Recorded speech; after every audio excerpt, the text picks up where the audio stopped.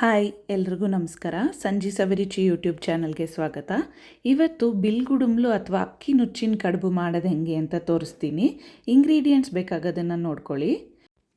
1 ಕಪ್ಪಷ್ಟು ತೆಂಗಿನಕಾಯಿ ತುರಿದಿಟ್ಕೊಂಡಿರೋದು, ರುಚಿಗೆ ತಕ್ಕಷ್ಟು ಉಪ್ಪು, ಒಗ್ಗರಣೆಗೆ ಎಣ್ಣೆ, ಸಾಸಿವೆ, ಕಡಲೆಬೇಳೆ, ಉದ್ದಿನಬೇಳೆ ಮತ್ತು ಅಕ್ಕಿ ತರಿ ರವೆ 1.5 ಪಾವಷ್ಟು. ಇದಕ್ಕೆ ಮೆಷರ್ಮೆಂಟ್ ನೀರು 1ಕ್ಕೆ 3 ನೀರು ಇಟ್ಕೋಬೇಕಾಗುತ್ತೆ. ಅಕ್ಕಿ ತರಿ ರವೆ ಅಂತ ಈ ರೀತಿ ಪ್ಯಾಕೆಟಲ್ಲಿ ಸಿಗುತ್ತೆ. ಯಾವುದಾದ್ರೂ ಬ್ರ್ಯಾಂಡಿಂದು ನೀವು ತರಿಸಿಟ್ಕೋಬೋದು. ಇಲ್ಲಿ ನಾನು ವಿಜಯ ಗೋಲ್ಡ್ ಅಕ್ಕಿ ತರಿ ಯೂಸ್ ಮಾಡ್ತಾಯಿದ್ದೀನಿ. ಫಸ್ಟ್ಗೆ ಒಂದು ಬಾಣಲಿ ಇಟ್ಕೊಂಡು ಬಾಣಲಿಗೆ ನಾವು ಇಟ್ಕೊಂಡಿದ್ದಂಥ ಅಕ್ಕಿ ತರಿ ರವೆ ಹಾಕ್ಕೋಬೇಕು. ಇಲ್ಲಿ ನಾನು 6 ಜನಕ್ಕೆ 1.5 ಪಾವು ಅಕ್ಕಿ ತರಿ ತೊಗೊಂಡಿದ್ದೀನಿ. ಉಪ್ಪಿಟ್ಟಿನ ರವೆ ಹೆಂಗೆ ಹುರ್ಕೊತೀವೋ ಅದೇ ಥರ 10 ನಿಮಿಷ ಇದನ್ನು ನೀಟಾಗಿ ಹುರ್ಕೋಬೇಕು. ಘಮ ಘಮ ಅಂತ ಸ್ಮೆಲ್ ಬರೋ ತನಕ ಹುರ್ಕೋಬೇಕು.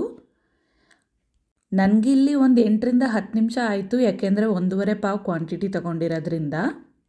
ಈ ರೀತಿ ಈಗ ರವೆ ಹುರ್ಕೊಂಡಿದ್ದಾಗಿದೆ. ರವೆ ಸ್ವಲ್ಪ ತಣ್ಣಗಾಗೋಷ್ಟರಲ್ಲಿ ನಾವು ಇಲ್ಲಿ ಒಗ್ಗರಣೆ ಮಾಡ್ಕೋಬೇಕು. ಇದಕ್ಕೆ ಒಂದು ಬಾಣಲಿ ಇಟ್ಟು ಬಾಣಲಿ ಬಿಸಿ ಆದಮೇಲೆ ಒಂದು ಸೌಟಷ್ಟು ಎಣ್ಣೆ ಹಾಕ್ಕೊಂಡು 2 ಸ್ಪೂನಷ್ಟು ಸಾಸಿವೆ ಹಾಕ್ಕೋಬೇಕು. ಸಾಸಿವೆ ಎಲ್ಲ ಸ್ವಲ್ಪ ಬಿಸಿಯಾಗಿ ಚಿಟ ಅಂದಮೇಲೆ ಇದಕ್ಕೆ ನಾವು ಇಟ್ಕೊಂಡಿದ್ದಂಥ ಕಡಲೆಬೇಳೆ, ಉದ್ದಿನಬೇಳೆ ಸೇರಿಸ್ಕೋಬೇಕು. ಇದೆಲ್ಲ ಸ್ವಲ್ಪ ಕೆಂಪಗಾಗೋಷ್ಟು ನೀಟಾಗಿ ಹುರ್ಕೋಬೇಕು. ಸಿಮ್ ಫ್ಲೇಮಲ್ಲಿ ಇಟ್ಕೊಳ್ಳಿ. ಇದೆಲ್ಲ ಸ್ವಲ್ಪ ಗೋಲ್ಡನ್ ಬ್ರೌನ್ ಆದಮೇಲೆ ನಾವು ಇಟ್ಕೊಂಡಿದ್ದಂಥ ಮೆಷರ್ಮೆಂಟ್ ನೀರು ಇದೇ ಬಾಣಲಿಗೆ ಸೇರಿಸ್ಕೋಬೇಕು. ಸಿಮ್ಮಲ್ಲೇ ಇಟ್ಕೊಂಡು ನೀರು ಹಾಕ್ಕೊಳ್ಳಿ.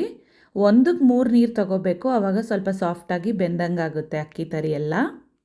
ಇದಕ್ಕೆ ನಾವು ಇಟ್ಕೊಂಡಿದ್ದಂಥ ತೆಂಗಿನ ತುರಿ ಕೂಡ ಸೇರಿಸ್ಕೋಬೇಕು. ಈಗ ಇದನ್ನೆಲ್ಲ ಚೆನ್ನಾಗಿ ಮಿಕ್ಸ್ ಮಾಡಿ ಒಂದು ಕುದಿ ಬರಕ್ಕೆ ಬಿಡೋಣಂತೆ.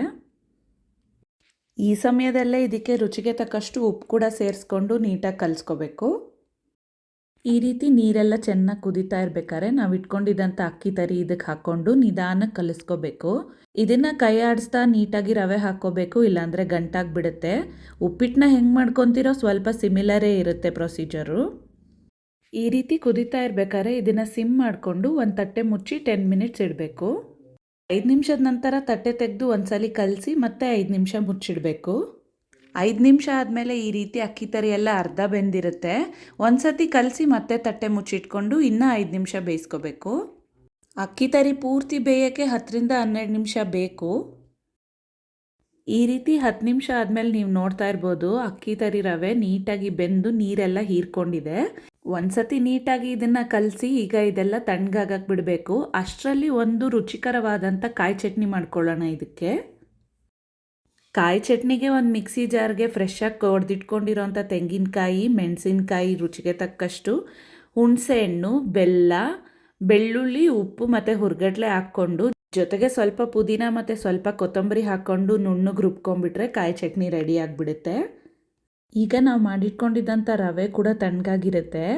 ಸ್ವಲ್ಪ ಕೈಗೆ ನೀರು ಹದ್ಕೊಂಡು ಒಂದು ಸಣ್ಣ ಉಂಡೆ ಅಷ್ಟು ತೊಗೊಂಡು ಇದನ್ನು ಕಟ್ಲೆಟ್ ಶೇಪಲ್ಲಿ ಮಾಡ್ಕೊಳ್ಳಿ.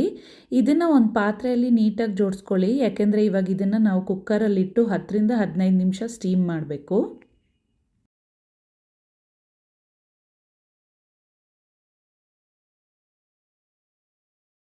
ಈ ರೀತಿ ಒಂದ್ರ ಮೇಲೆ ಒಂದು ಕೂಡ ಜೋಡಿಸ್ಕೋಬೋದು. ಇದೇನು ಯಾವುದೇ ರೀತಿ ಮೆತ್ಕೊಳ್ಳಲ್ಲ, ಕಟ್ಟು ಕೂಡ ಆಗೋದಿಲ್ಲ. ಈಗ ಇದನ್ನು ಕುಕ್ಕರಲ್ಲಿ ಇಟ್ಕೊಳ್ಳೋಣ. ನಿಮ್ಮ ಹತ್ರ ಇಡ್ಲಿ ಕುಕ್ಕರ್ ಇದ್ದರೆ ಅದರಲ್ಲಿ ಕೂಡ ಇಟ್ಕೋಬೋದು, ಇಲ್ಲ ಸ್ಟೀಮರ್ ಇದ್ದರೆ ಅದರಲ್ಲೂ ಇಟ್ಕೋಬೋದು. ನಾನು ನಾರ್ಮಲ್ ಕುಕ್ಕರಲ್ಲಿ ತಳಕ್ಕೆ ನೀರು ಹಾಕ್ಕೊಂಡು ಪಾತ್ರೆ ಇಡ್ತಾಯಿದ್ದೀನಿ. ಕುಕ್ಕರ್ ಲಿಡ್ನ ಕ್ಲೋಸ್ ಮಾಡಿ 10 ನಿಮಿಷ ಸ್ಟೀಮ್ ಮಾಡಿಕೊಂಡ್ರೆ ಸಾಕು. ಇದಕ್ಕೆ ಯಾವುದೇ ರೀತಿ ನಾವು ವಿಷಲ್ ಹಾಕಬಾರ್ದು. ಹೈ ಫ್ಲೇಮಲ್ಲೇ 10 ನಿಮಿಷ ಸ್ಟೀಮ್ ಮಾಡಬೇಕು. 10 ನಿಮಿಷ ಆದಮೇಲೆ ಕುಕ್ಕರ್ ಲಿಡ್ ಓಪನ್ ಮಾಡಿದ್ರೆ ಬಿಸಿಯಾದಂಥ ಬಿಲ್ಗುಡುಂಬ್ಲು ಅಥವಾ ಅಕ್ಕಿ ನುಚ್ಚಿನ ಕಡುಬು ಸವಿಯಲು ಸಿದ್ಧ.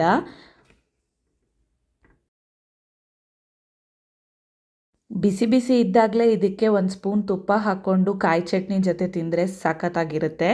ನೀವು ಟ್ರೈ ಮಾಡಿ ಡಿಫ್ರೆಂಟ್ ಆಗಿರೋವಂಥ ರೆಸಿಪಿ. ಕಮೆಂಟ್ ಸೆಕ್ಷನಲ್ಲಿ ತಿಳಿಸಿ ಹೆಂಗೆ ಬಂತು ಅಂತ. ನನ್ನ ಚಾನಲ್ನ ಸಬ್ಸ್ಕ್ರೈಬ್ ಆಗಿಲ್ಲ ಅಂದರೆ ಈಗಲೇ ಸಬ್ಸ್ಕ್ರೈಬ್ ಆಗಿಬಿಡಿ. ಈ ವಿಡಿಯೋ ಇಷ್ಟ ಆಗಿದ್ದರೆ ಲೈಕ್ ಮಾಡಿ. Thank you.